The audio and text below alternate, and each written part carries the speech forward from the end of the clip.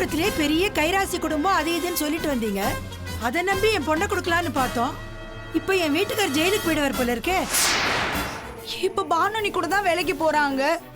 அவங்கள மாதிரி நானும் ஒரு வேலைக்கு போய் சுயமா சம்பாதிச்சு என்னோட தேவைகளை நானே பாத்துக்கணும்னு நினைக்கிறேன். இததானே கேக்குறேன். அதையே நீங்க எல்லாம் தப்பா பேசுறீங்க.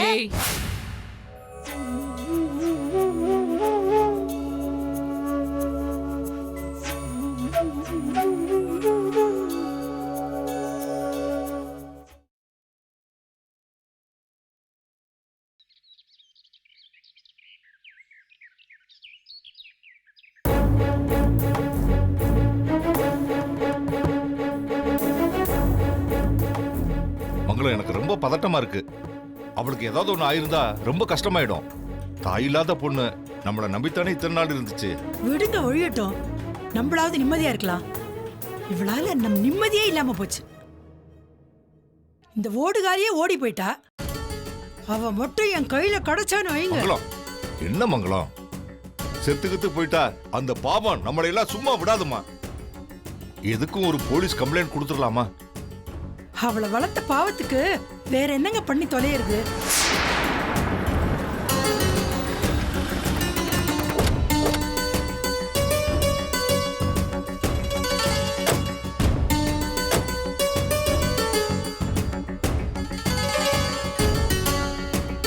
சார்,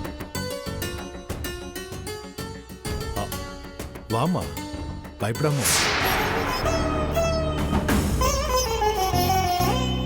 தங்கவேலு சார்,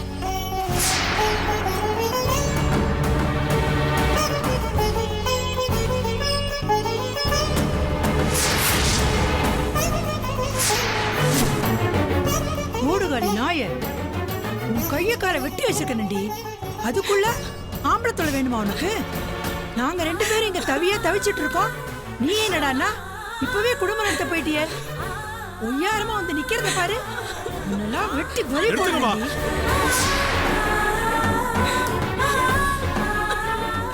வளர் மேல ஒரு அடி கூட படக்கூடாது. அவ எங்க வீட்டு பொண்ணு, கைராசி குடும்பத்து பொண்ணு. நாங்க இங்க கொண்டு வந்து விட்டுருக்கோம் கொஞ்ச நாளைக்கு, அவ்வளவு. அவ பெட்டியை தூக்கிட்டு எங்க வீட்டுக்கு வந்தப்போ வீட்டோட வச்சுக்க எங்களுக்கு தெரியாம இல்ல. ஆனா அவ கௌரவமா எல்லார் முன்னாடி ஆசீர்வாதம் வாங்கிட்டு மருமகளா எங்க வீட்டுக்கு வர.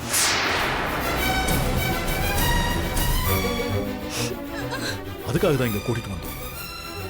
இனிமே நீங்க அவன் மேல கை நீட்டுறது நல்லா இருக்காது. பாருங்க சார், உங்ககிட்ட ஒண்ணு சொல்லிக்கிறேன். நடந்த எல்லாத்துக்காகவும் நான் மன்னிப்பு கேட்டுக்கிறேன். ஆனா ஒரு விஷயம், கோர்ட்ல நடந்த விஷயம் எல்லாமே உங்களுக்கு கண்டிப்பா அதிர்ச்சியா இருக்கும்.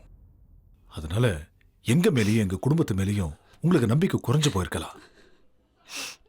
ஆனா இங்க பாருங்க, வளர்மதி எங்களை முழுசா நம்புறா. என்னத்த நம்புறது? காஞ்சிபுரத்திலே பெரிய கைராசி குடும்பம் அது இதுன்னு சொல்லிட்டு வந்தீங்க. அதை நம்பி என் பொண்ணை கொடுக்கலான்னு பார்த்தோம். இப்ப என் வீட்டுக்கார் ஜெயிலுக்கு போயிடுவார் போல இருக்கே. கோர்ட் படியேற வச்சு அசிங்கப்படுத்தி எங்க பரம்பரையிலே இது வரைக்கும் யாரும் கோர்ட் படி ஏறினது கிடையாது. அன்னைக்கு என்னமோ வாய் கீழே பேசுனீங்க. இப்ப எந்த மூஞ்சியை வச்சு இங்க வந்து நிக்கிறீங்க? மா, அதிகம் பேசாதீங்க. பாருங்க, வளர்மதி ரொம்ப கஷ்டப்பட்ட பொண்ணுன்னு நீங்க தான் சொல்லிருக்கீங்க. இன்னும் வாழ்க்கையில எந்த நல்லதும் அனுபவிக்கலன்னு சொல்லிருக்கீங்க. இந்த சொத்து எல்லாம் கூட அவ அம்மா கொடுத்தது. அதனாலதான் உங்க வாழ்க்கை நல்லா இருக்குன்னு. ஏங்க நிறுத்துங்க. யார் சொன்னது? எல்லாம் எங்க பேர்ல இருக்குங்க. வேற யாரும் உரிமை கொண்டாட முடியாது. இந்த மனுஷன் ஓட்டவாய் வச்சுன்னு சும்மா இருக்கார பத்தியா? அம்மா வேண்டாமா, உங்க சொத்துல இருந்து நீங்க ஒரு குண்டூசு கூட எங்களுக்கு தர வேண்டாம். வேணும்னா வளர்மதிக்கு நாங்க புடவை எடுத்துட்டு வந்து தரோம். அதை கட்டிக்கிட்டு எங்க வீட்டுக்கு வந்தா போதும்.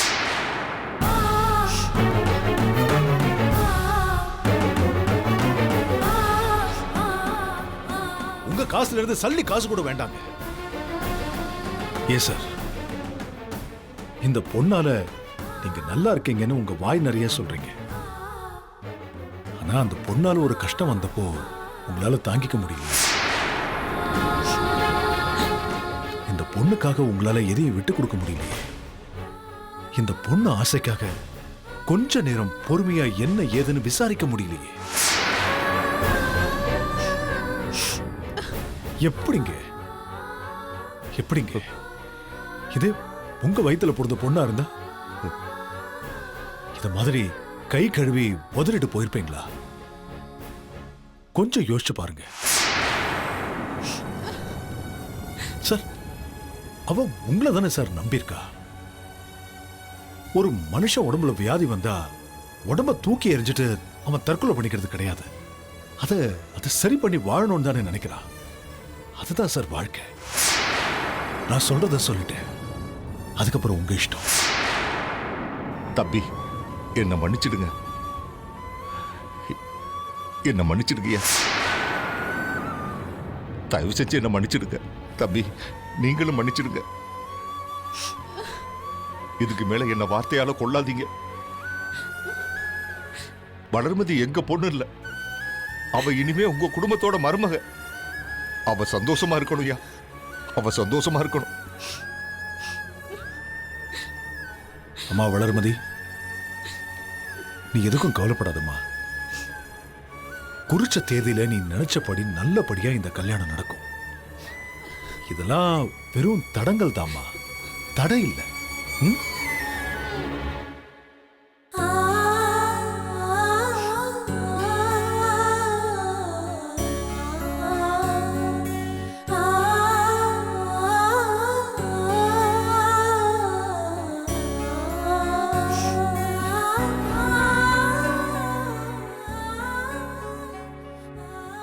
இப்பதான்ப்பா மனசுக்கு ரொம்ப திருப்தியா இருக்கு. வரும்போது ஒரே படபடப்பா இருந்துச்சு, இப்பதான் ரொம்ப நிம்மதியா இருக்கு. ஆனா ஒண்ணு, அந்த பொண்ணு வளர்மதி நம்ம வீட்டுக்கு மருமகளா வரதுக்கு நாம தான் ரொம்ப கொடுத்து வச்சிருக்கணும். அருமையான பொண்ணுடா. நீ வேணா பாரு, அவ வந்ததுக்கு அப்புறம் உன் வாழ்க்கையில ஒரு பெரிய மாற்றம் ஏற்படும். மீனாட்சி தான் பாவம் ரொம்ப டென்ஷனா இருந்தா. நான் கொண்டு வந்த சம்பந்தம் நாளைக்கு ஏதாவது பிரச்சனைனா நான் எப்படி மத்தவங்க மூஞ்சில முடிப்பேன்னு ரொம்ப சங்கடமா இருந்தா. அதனாலதான் இப்ப கூட அவ நம்ம கூட வராம அந்த காமாட்சியம்மன் கோயிலே வெயிட் பண்றேன், நீங்க போய் நல்லபடியா பேசி முடிச்சுட்டு எனக்கு நல்ல செய்தி சொல்லுங்கன்னு சொன்னா. சரிண்ணே, கிளம்புவோம். கிளம்புவோம். ஆனா நீ காஞ்சிபுரத்துக்கு போ. நீங்க? நான் சேலத்துல ஒரு செட்டில்மெண்ட் இருக்குல்ல, அதை போய் முடிச்சுட்டு வந்துடுறேன். நீ காஞ்சிபுரத்துக்கு போய் இறங்குனதும் நேர காமாட்சியம்மன் கோயிலுக்கு போ. அங்க மீனாட்சி காத்துட்டு இருப்பா. அவளை கூட்டிட்டு நேரா வீட்டுக்கு போய் அம்மா கிட்ட இந்த நல்ல செய்தியை சொல்லு. சொல்றேன். என்ன, வா போலாம்.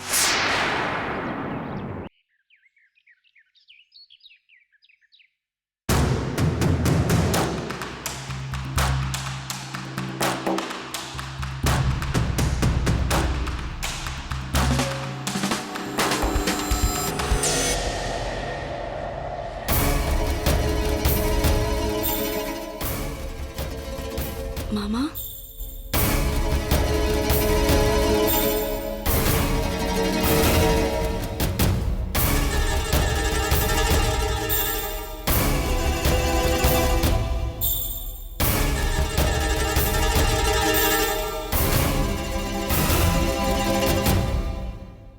மாமா, நான் வேலைக்கு போலான்னு முடிவெடுத்திருக்கேன் மாமா. வீட்லயே சும்மா வெட்டியா உட்காந்து பொழுது போக்காம ஏதாவது வேலைக்கு போனா நல்லா இருக்கும்னு தோணுச்சு. இவன் என்னப்பா காமெடி பண்ணிட்டு இருக்கா? வேலைக்கு போகணும்னு ஆசை வந்துருச்சா? ஏன் என்ன பார்த்து இவ மட்டும் டெய்லி ஹேண்ட்பேக் தூக்கிட்டு வேலைக்கு போறாளே, நாம போனா என்னன்னு தோணுதா? வேலைக்கு போறதுக்கான பேக்ரவுண்ட் என்னன்னு உனக்கு தெரியுமா தெரியாதா? உனக்கெல்லாம் என்ன எஜுகேஷனல் குவாலிஃபிகேஷன் இருக்குன்னு நீ வேலைக்கு போகணும்னு ஆசைப்படுற? ஏதோ ஒரு ஆர்ட்ஸ் காலேஜ் டிகிரி முடிச்சுட்டு வேலைக்கு போகணும். போ, உள்ள போய் ஏதாவது வேலை இருந்தா பாரு போ. அண்ணி, முதல்ல இந்த உலகத்திலேயே நீங்க மட்டும்தான் பெரிய ஆளுன்ற நினைப்ப கர்வத்தை கொஞ்சம் தூக்கி போடுங்க. உங்களுக்கும் உங்க படிப்புக்கும் திறமைக்கும் எப்படி ஒரு சாஃப்ட்வேர் கம்பெனில ஒரு வேலை கிடைச்சதோ அதே மாதிரி என் தகுதிக்கும் திறமைக்கும் ஏதாவது ஒரு சின்ன கம்பெனிலயாவது ஒரு வேலை கிடைக்காமல போயிடும். ஓ, உங்களுக்கு என்ன தகுதி திறமை இருக்குன்னு என்கிட்ட கொஞ்சம் சொல்றீங்களா? நானும் தெரிஞ்சுக்கிறேன் ப்ளீஸ். உங்களுக்கு என்ன மாதிரி வேலை கிடைக்கும்? ஆ, இந்த ஹோட்டல்ல எல்லாரையும் வெல்கம் பண்ற வேலை, அப்புறம் இந்த ரிசப்ஷனிஸ்ட் அந்த மாதிரி வேலை இல்லையே, அது கூட செட் ஆகாது. ஏன்னா அது கொஞ்சமாவது பர்சனாலிட்டி வேணும். உங்க ஹைட்டுக்கும் உங்க பர்சனாலிட்டிக்கும் என்ன மாதிரி வேலை? ஆ, பெஸ்ட். என்ன தெரியுமா, இந்த நகை கடையிலலாம் டிசைன் காட்டுறது, அப்புறம் இந்த துணி கடையிலலாம் இல்லப்பா துணி அடுக்கி வைக்கிறது, இந்த மாதிரி வேலை கரெக்டா இருக்கும்லப்பா இவங்களுக்கு. ஆ, கரெக்ட், அந்த மாதிரி வேலை தான் கரெக்ட். உமா, நீ பேசுறதெல்லாம் நான் கேட்டுட்டு தான் இருந்தேன். உன்னை இந்த வீட்டை நல்லா தானே பார்த்துக்கிட்டு இருக்கோம். அப்புறம் எதுக்கு உனக்கு இந்த மாதிரி நினப்பெல்லாம் வருது? எதை எதை சொல்லணுமோ அதெல்லாம் மறைச்சிட வேண்டியது. வேலைக்கு போகிறத மட்டும் வந்து கேட்டுட்டு இருக்க. இப்போ உனக்கு என்னதான் இந்த வீட்டில் பிரச்சனை? ஏய், எதுக்கு நீ தேவையில்லாம அவகிட்ட போய் பேசிட்டு இருக்க? அவன் நம்ம கிட்ட பர்மிஷனுக்காக வந்திருக்கா, தகவல் சொல்ல வந்திருக்கா, அவ்வளவுதான். நாம பாட்டுக்கு ஏதாவது ஒண்ணு அவளை கேட்க போய் அப்புறம் அவ வீட்டுக்கு போன் பண்ணி அவங்க இங்க வந்து பஞ்சாயத்து பண்ணி அவங்க நம்ம மேல கைய போங்க. எதுக்கு இந்த தேவையில்லாத அசிங்கம்லாம்? அவ புருஷன் ஃபாரின்ல சம்பாதிச்சு பணத்தை தனியா அவளுக்கு அனுப்புறான், இவ தனியா வேலைக்கு போகணும்னு சொல்ற.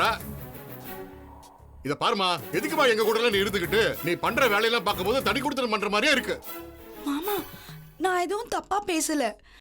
வேலைக்கு போய் சம்பாதிக்கணும்னு தானே சொன்னேன். தனியா சேர்த்து வைக்கிறேன்னு நான் சொன்னேன். அதான் எல்லா முடிவும் நீயும் புருஷன் எடுத்துறீங்க, அதுக்கு நாங்க தலையாட்டணுமா? நீ இப்ப வேலைக்கு போய் சம்பாதிச்சு என்ன பண்ண போற? ஓ, மாமனார் விஆர்எஸ் வாங்கிட்டாரு, இனிமேல் இவன் எதுக்குமே லாயக்கு இல்லைன்னு நீ நினைச்சுக்கிட்ட, அப்படிதானே? ஐயோ மாமா, ஏன் இப்படி எல்லாம் பேசுறீங்க? இப்ப பானு கூட தான் வேலைக்கு போறாங்க. அவங்கள மாதிரி நானும் ஒரு வேலைக்கு போய் சுயமா சம்பாதிச்சு என்னோட தேவைகளை நானே பாத்துக்கணும்னு நினைக்கிறேன். இததானே கேக்குறேன். அதையே நீங்க எல்லாம் தப்பா பேசுறீங்க. ஏய், முதல்ல என்னோட கம்பேர் பண்ணி பேசுறத நிறுத்த. உன் ரேஞ்ச் என்ன, ஏன் ரேஞ்ச் என்ன? எதுக்கு எடுத்தாலும் சேர்த்து வச்சு பேசிக்கிட்டு. சரி, வேலைக்கு போகணும்னு குத்துக்கிறியே, உனக்கு என்ன வேலை கிடைச்சிருச்சா? எந்த மாதிரி வேலைக்கு போகணும்னு டிசைட் பண்ணிட்டியா? ஜாப் ப்ரொஃபைல் ஏதாவது பாத்தியா? இன்டர்வியூ ஏதாவது அட்டென்ட் பண்ணியா? ஒரு மண்ணும் கிடையாது. ஆனா வேலைக்கு போறேன்னு குதிக்கிறது. அவன் இன்ஜினியரிங் MBA படிச்சுட்டு தகுதிக்கேற்ற வேலை கிடைக்காம கிடைச்ச வேலையை செஞ்சுட்டு இருக்காங்க. லோக்கல் காஞ்சிபுரம் காலேஜ்ல ஆர்ட்ஸ் டிகிரியை முடிச்சுட்டு நானும் வேலைக்கு போறேன்னு ஆடம். இத பாருமா, உன்னை கல்யாணம் பண்ணி இந்த வீட்டுக்கு கூட்டிட்டு வரும்போது இந்த வீட்டுக்கு சரியா அடக்கமா இருப்ப நினைச்சுதான் கூட்டிட்டு வந்தோம். ஆனா நீங்க பண்ற ஒவ்வொரு வேலையும் பெரிய பிரச்சனையா வெடிக்குது. நீ வேலைக்கு போகாம இரு, அது நீயும் உன் புருஷனும் எடுக்க வேண்டிய முடிவு. நான் ஒன்னே ஒன்னு சொல்றேன், நல்லா கேட்டுக்கோ. ஊர்ல உங்க கைராசி குடும்பத்தை எப்படி பெரிய அளவுக்கு பேசிட்டு இருக்காங்கன்னு நீ நினைச்சிட்டு இருக்கியோ, அதே மாதிரி பேங்க் மேனேஜர்னு வெளியில எனக்கு ஒரு நல்ல பேர் இருக்கு, அதை அசிங்கப்படுத்தாம பாத்துக்க. ஆமா, உங்க கைராசி குடும்பம் தான் ரொம்ப பாரம்பரியமான குடும்பம். உங்க வீட்டு பொம்பளைங்கெல்லாம் படி தாண்ட மாட்டாங்களே. நீ வேலைக்கு போறதுக்கு அவங்க எப்படி ஒத்துக்கிட்டாங்க? அந்த வீட்டுல நான் சோ கால்டு மருமகளா இருக்கும் போது வேலைக்கு போறதுக்கு 1008 கண்டிஷன்ஸ், 1008 ரெஸ்ட்ரிக்ஷன்ஸ். இப்போ நீ வேலைக்கு போறேன்னு சொன்ன உடனே ஹேண்ட்பேக்கையும் ஹீல் ஷூவையும் கொடுத்து அனுப்புறாங்களா அவங்களே வேலைக்கு? ஆமா, நீங்க என்ன படிச்சீங்க? ஹிஸ்டரி, ஜியோகிராஃபி இந்த மாதிரி ஏதோ ஒரு டிகிரி தானே? உங்க எஜுகேஷனல் குவாலிஃபிகேஷனுக்கு இந்த கூகுள் CEO சுந்தர் பிச்சை இருக்காருல்ல, அவருக்கு அடுத்த போஸ்ட் காலியா இருக்கான். நீங்க அங்க போய் உட்காந்துக்கிட்டீங்கன்னா நல்ல சேலரி கிடைக்கும், நல்ல ரெஸ்பெக்ட் கிடைக்கும். நீங்க வேணா ட்ரை பண்ணி பாருங்களேன். நீ படிச்ச படிப்புக்கு வாய மூடிட்டு போய் கிச்சன்ல ஏதாவது வேலை இருந்தா பாரு. அங்க கூட உனக்கு மெயின் டிஷ் பண்ற அளவுக்கு எக்ஸ்பீரியன்ஸ் எல்லாம் கிடையாது. போய் சைடுல ஏதாவது வேலை இருந்தா பாரு போ. அண்ணி, நீங்க ரொம்ப தேவையில்லாம பேசிட்டு இருக்கீங்க. யாரு கண்ணி? எனக்கு அந்த ஆளுக்கும் தான் எந்த சம்பந்தமும் இல்லைன்னு ஆயிடுச்சுல. இன்னொரு தடவை அண்ணின்னு கூப்பிட்ட நடக்கிறதே வேற. சரி, இனியும் உங்களை அண்ணின்னு கூப்பிட்டு என்ன நானே அசிங்கப்படுத்திக்க விரும்பல. என்னது? என்ன சொன்ன? இத பாருமா, நீ வேலைக்கு போ, என்னவோ பண்ணு, எங்களுக்கு அதை பத்தி ஒரு கவலையும் இல்லை. நீ ஆச்சு, உன் புருஷனாச்சு. ஆனா ஒரு விஷயத்தை நான் தெளிவுபடுத்திக்க விரும்புறேன். உன் புருஷனை முதல்ல இங்க வர சொல்லு. நிறைய விஷயங்கள் பேச வேண்டி இருக்கு, சில முடிவுகளும் எடுக்க வேண்டி இருக்கு. அதுக்கப்புறம் நீங்க என்ன வேணாலும் பண்ணிட்டு போங்க.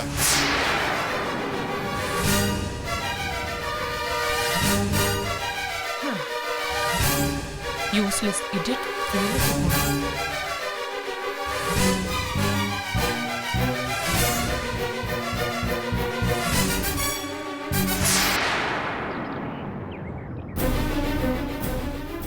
என்ன தம்பி, லாயர் என்ன சொன்னார்னு சொல்லுங்க. பொண்ணு வீட்ல எல்லாரும் திருப்தியா தான் இருக்காங்க. நேத்து கூட வளர்மதியோட மாமா ஃபோன் பண்ணாரு. நடந்த எல்லா விஷயத்துக்கும் மன்னிப்பு கேட்டாரு. இந்த கல்யாணம் எந்த தடையும் இல்லாம நல்லபடியா நடக்கணுங்கிறதுக்காக தோஷ பிரார்த்தனை கூட செய்யறதா சொன்னாங்க. இத பாருங்க, இனிமே எல்லாமே நம்ம கையில தான் இருக்கு. இல்ல அண்ணி, நம்ம லாயர் தெளிவா சொல்லிட்டாரு. விவாகரத்து வாங்கிட்டு தான் ரெண்டாவது கல்யாணம் பண்ணிக்கணும். ஆனா பல சமயங்கள்ல முதல் மனைவி உயிரோடு இருக்கும்போது ரெண்டாவது கல்யாணம் பண்ணிக்கலாமா. ஆனா அதுக்கு முதல் மனைவியோட சம்மதம் ரொம்ப முக்கியம். அதனால பானு கைப்பட எழுதி கொடுத்தா அது நடக்க வாய்ப்பு இருக்குன்னு நினைக்கிறேன். ஏன்னா முதல் மனைவி உடம்பு சரியில்லாம இருந்தாலோ, இல்ல அவ நடத்தையில் ஏதாவது சந்தேகம் இருந்தாலோ, குற்றங்கள் இருந்தாலோ, இல்ல வாழ்க்கை நடத்துறதுக்கே விருப்பம் இல்லைனாலோ கண்டிப்பா ரெண்டாவது கல்யாணம் பண்ணிக்கிறதுக்கு உரிமை இருக்கான். ஆனா ஒப்புதல் கையெழுத்து ரொம்ப ரொம்ப முக்கியம்னு சொல்லிட்டாரு.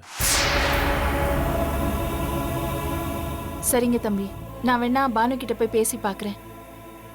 அவ இதுல எதுவும் பெருசா பிரச்சனை பண்றதுக்கு வாய்ப்பு இல்லைன்னு நினைக்கிறேன். ஏன்னா நான் அவகிட்ட ஒவ்வொரு வாட்டியும் பேசினப்போ உங்க மேல எந்த விருப்பமும் இல்லைன்னு தான் சொல்லுவா. அதனால இந்த விஷயத்தை பொறுத்த வரைக்கும் எந்த பிரச்சனையும் இருக்காதுன்னு தான் நினைக்கிறேன். இது பாரு மீனாட்சி, இந்த விஷயத்தை நம்ம தொடர்ந்து எடுத்துக்கிட்டு இருக்க முடியாது. அவங்க நம்மள நம்பி பொண்ணு கொடுக்குறாங்க. அம்மா சொன்ன மாதிரி உமா கல்யாணத்துல நடந்த பிரச்சனை மாதிரி ஏதாவது நடந்துச்சுன்னா, பானுமதி வேணான்னு வாயால சொன்னா பத்தாது. இந்த கல்யாணத்துல எனக்கு எந்த ஆட்சேபனையும் கிடையாதுன்னு அவ கைப்பட எழுதி கொடுக்கணும். சரிங்க, அதுக்கான ஏற்பாடுகளை நாங்க பாத்துக்கிறோம். நீங்க யாரும் கவலைப்படாதீங்க. உமா, வா, எப்படி இருக்க? ஏதோ இருக்கேன் அண்ணி. ஏன் உமா ஒரு மாதிரியா இருக்க? அம்மா, எனக்கு வர வர அந்த வீட்ல இருக்கிறது ஒரு யுகம் மாதிரி போயிட்டு இருக்குமா. அதான் நான் வேலைக்கு போலான்னு முடிவு எடுத்திருக்கேம்மா. என்னடி, என்ன சொல்ற? என்னம்மா, ஏன் திடீர்னு இந்த முடிவு எடுத்திருக்க? சரி, நீ வேலைக்கு போறதுக்கு என்னடி அவசியம் இருக்கு? இங்க பாருங்கம்மா, நான் வேலைக்கு போகணும்னு முடிவு எடுத்திருக்கேம்மா. அது உங்க எல்லார்கிட்டயும் சொல்லிட்டு போலான்னு தான் வந்தேன்.